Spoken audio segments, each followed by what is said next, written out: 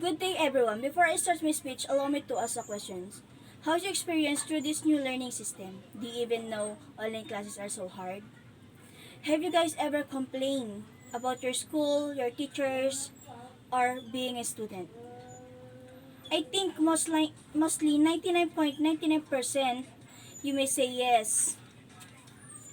We actually complain when we face challenges or difficulties. But because of this new learning, we didn't leave behind. Education that takes place over the internet. It is often referred to the e-learning among other terms.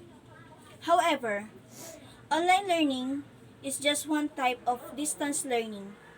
The umbrella terms for any learning that takes place across distance and not in traditional classroom. And today, I am going to put forward 3 points of challenges that I've encountered being a student. Because of new approach of learning, we still know that to prioritize in our life and not being left behind. Given that we are in the middle of this pandemic, a lot of things had changed. Not only in the personal habits, but it's also affect our resources of basic needs in our daily lives. Some of the students appreciate the online class or online education, while others felt education worked best for them when they were working on their own. Students said they appreciate having a well-planned work weeks and didn't appreciate the surprise assignment online any more than they appreciate them in class.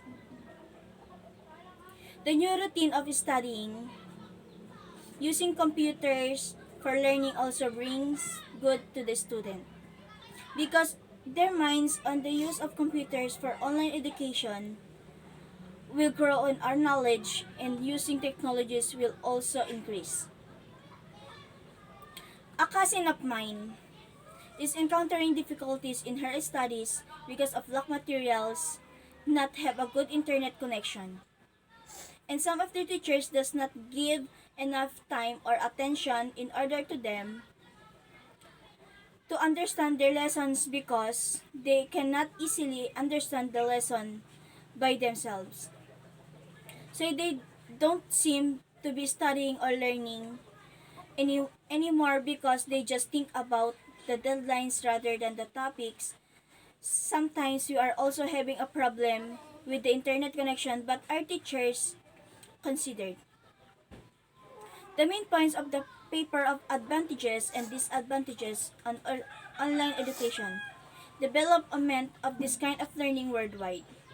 Factors of popularity, online education, the role of tutors where online education is regarded. So now I will give you some advantages such as the possibility of combining learning, personal and professional life. It is a very important benefits for busy people. Reduction of transportation costs and time saving, and also we can save money in renting a house and development and computer skills. Nowadays, computer technologies are very important in everyday life. Therefore, with online classes, we as students can improve our computer and internet skills.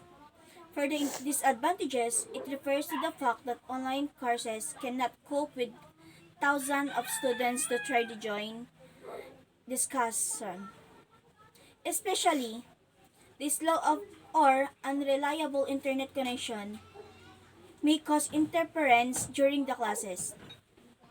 Right self-discipline, the student may find difficulties in their studies.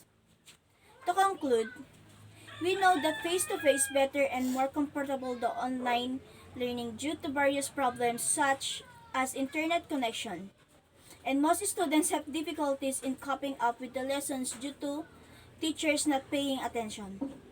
As I said earlier, most of the students now simply pass the requirements because of the deadline given rather than learn from from the tasks or lesson given. Often lesson is studying, and also we should consider all the students are having a hard time in their online class due to internet connection. Because of this pandemic, Go. because of this pandemic, we had to adjust not only ourselves, but in general, because we did not expect this to happen, so we need to cooperate for our good. Even though we're facing this pandemic, we can overcome it. Just don't lose hope and be positive in life. That's all. Thank you.